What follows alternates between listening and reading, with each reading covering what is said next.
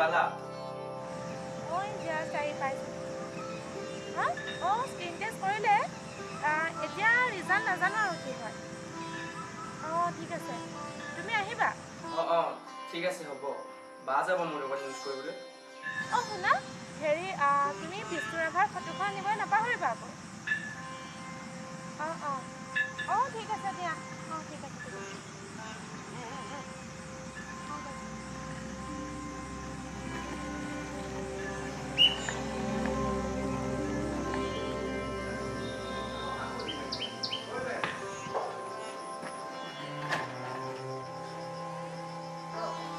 Hello', অঁ আবাছা আল্লাৰ দুৱাত ভালে ভালে পালোহি।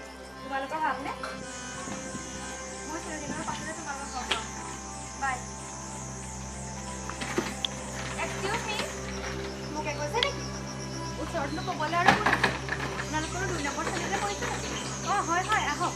হয় মোৰ তাতে পইচা। অঁ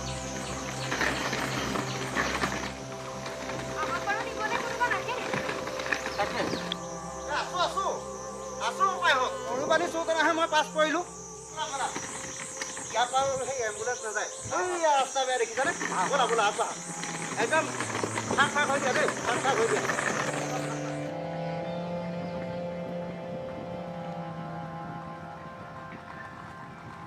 ভাগৰ লাগিছে, ব'লা আমি তাতে বহোঁ। ব'লা ব'লা। গৰমটো পৰিছে।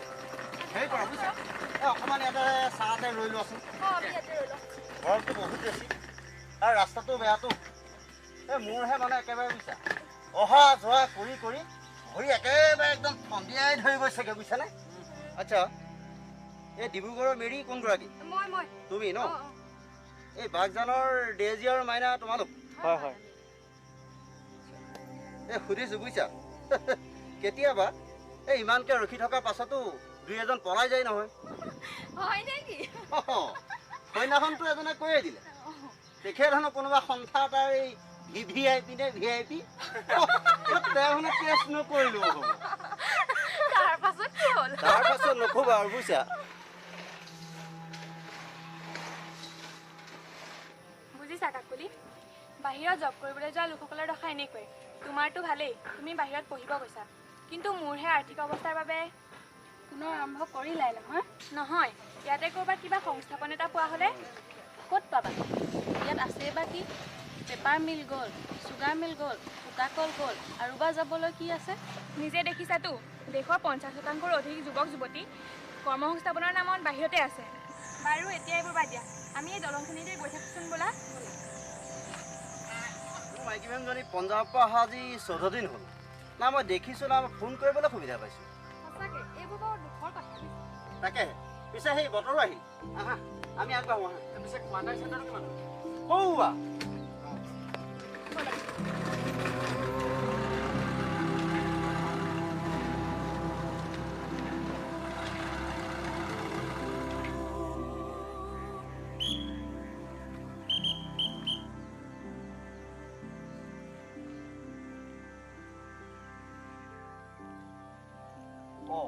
আৰু দুগৰাকী আহিছে দেখোন। আহক সোনকালে আহক একদম দেৰি কৰিব আহক সোনকালে আহক।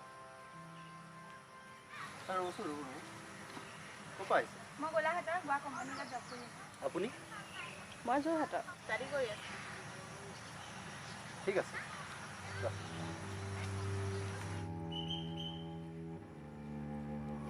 ৰক্ষা দেই, মই আৰু এই পজিটিভ নিগেটিভ এইবিলাকত গৈ একদম তিতা লাগিছে আৰু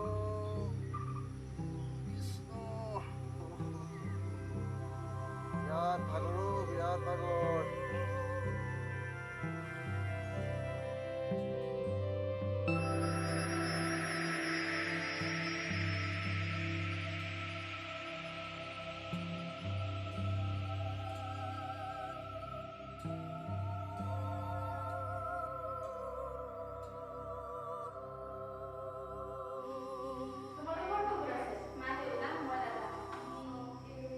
ছাৰ শুনকচোন।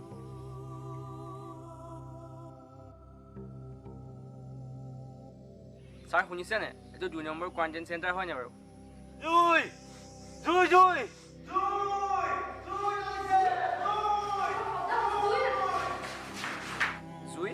ক'তা কিহৰ হুলস্থুল লাগিছে?